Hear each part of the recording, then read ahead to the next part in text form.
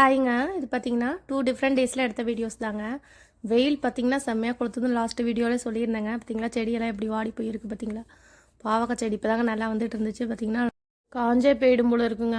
என்ன பண்ணுறதுன்னு தெரில. சரி இன்றைக்கி பார்த்தீங்கன்னா அந்த தக்காளியும் பார்த்தீங்கன்னா இது செரி டொமேட்டோங்க. இந்த சைஸ் தான் இருக்கும். சைஸே அவ்வளோதான் இது. இது இன்னும் பழுக்கலை. பார்த்தீங்கன்னா காயிலே பார்த்தீங்கன்னா வெயிலுக்கு தாங்காமல் அந்த ஸ்கின்னெல்லாம் அதோட ஸ்கின்னெல்லாம் ரொம்ப இதாகிடுதுங்க. அப்படியே ரொம்ப வேஸ்ட்டாக வீணாக போகிற மாதிரி ஆகிடுது. சரி எல்லாம் கட் பண்ணி வச்சிடலாம், பழுக்குதா இல்லையான்னு பார்க்கலாம் தாங்க எல்லாத்தையும் கட் பண்ணி வச்சிட்டேன். இது கடைசியாக அதில் 1-2 பீன்ஸ் இருந்துச்சுங்க. சரி அதையும் கட் பண்ணிட்டேன். இந்த செடி அவ்வளோதாங்க. அடுத்து விதை போடணுங்க. அடுத்து பார்த்தீங்கன்னா கனகாமரமும் கொஞ்சம் இருந்துச்சுங்க. அதையும் நான் பிரித்து எடுத்து வச்சுக்கிட்டேங்க.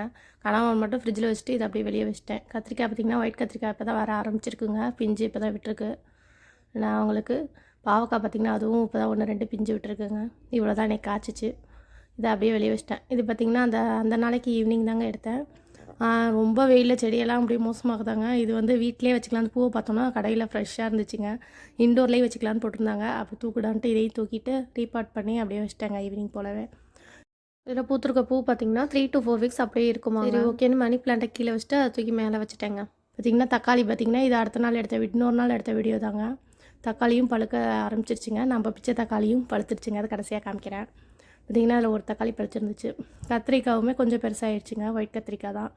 அதையும் 2 கட் பண்ணிக்கிட்டேங்க. இது 2 மட்டும் தான் கொஞ்சம் பெருசாக இருந்துச்சு. சரி அதையும் கட் பண்ணி வச்சுக்கிட்டாச்சுங்க. இது வச்சுருந்தேன்னு சொன்னாங்க. அப்படியே வெளியே வச்சுருந்தேன். எனக்கு பிச்சது பழுத்துருச்சு. பார்த்திங்களா பாதி தக்காளி பழுத்துருச்சு.